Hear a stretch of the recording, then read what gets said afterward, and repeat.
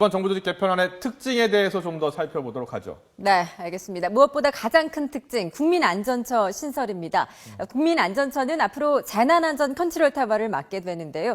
조직도를 한번 살펴볼까요? 네, 대통령 밑에 국무총리 산하에 국민안전처, 인사혁신처가 새로 생기게 되는 겁니다. 이 행정안전부 산하에 있었던 소방방재청은 이 중앙소방본부로 이렇게 흡수가 되고요. 해양수산부 산하에 있었던 해양경찰청은 저렇게 해양경비안전본부로 통합이 됐습니다. 이로써 직원 수가 10,000명이 넘는 메가급 정부 조직이 탄생을 하게 된 겁니다. 초대 처장으로는 박인용 전 합참의장이 내정이 됐죠. 해군작전사령관, 또 합참차장 등 해군의 주요 보직을 역임했습니다. 네, 국민안전처 차관 역시 군 출신으로 군 단장 출신인 이성호 합참본부장이 내정이 됐습니다. 아덴만 여명작전을 성공적으로 수행한 경험이 있죠. 중앙소방본부장에는 조성래 소방방재청 차장이 발탁됐고 또 해양경비안전본부장에는 홍익태 경찰청 차장이 발탁이 됐습니다. 네, 계속해서 인사혁신처 출범도 지금 눈에 띄죠. 국민안전처장, 이 장관급의 해상합동작전 전문가 군인 출신이 지명됐다면 공직 인사를 진도지휘와 인사혁신처장에는 민간 출신의 전문가가 투입이 됐습니다. 네.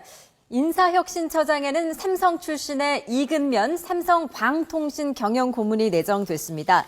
청와대는 삼성전자 인사팀장 출신인 이근면 내정자가 민간기업에서 인사 관련 경험과 전문성이 뛰어나다는 점과 새로운 시각에서 공직인사의 혁신을 이끌 적임자라고 강조를 했습니다. 네, 인사혁신처에서는 특히 인사 문제뿐 아니라요. 공직사회 부조리, 또 국정 최대 현안인 공무원 연금 개혁 추진 업무도 맡게 돼서 그 역할이 매우 중요할 것으로 예상이 됩니다. 네, 하지만 이번 인사에 대해 여야의 평가는 엇갈렸는데요. 국회 취재기자 연결해서 여야의 반응 알아보도록 하겠습니다.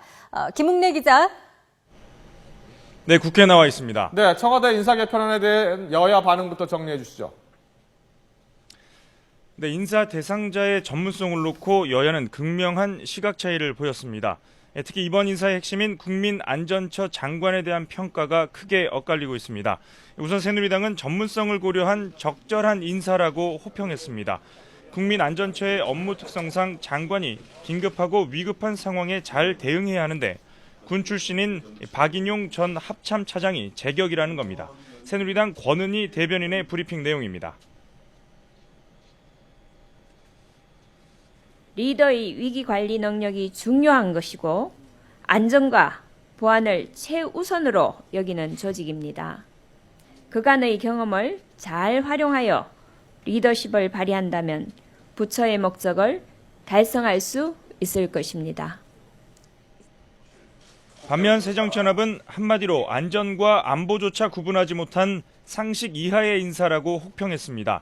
박수현 대변인은 국회 브리핑에서 박근혜 정부가 국민 안전까지 군 출신들에게 맡기려 한다고 비판하고 공정거래위원장 내정자도 대기업의 독점과 불공정 거래를 막기에는 부적합하다고 비판했습니다. 박 대변인의 말도 들어보겠습니다. 사성장군 출신의 김장수 청와대 국가안보실장, 박흥렬 경호실장에 이어 국민안전처를 군 출신 인사로 포진시켰습니다. 국가안전도 군인들에게 맡기겠다니 군인 일색으로 대한민국을 채울 모양입니다. 내정자들 가운데 국민안전처 장관과 공정거래위원장은 국회 인사청문회 대상입니다. 이번 인사에 대한 여야의 반응이 정반대인 만큼 청문회 과정도 순탄치 않을 것으로 전망됩니다. 지금까지 국회에서 YTN 김웅래입니다.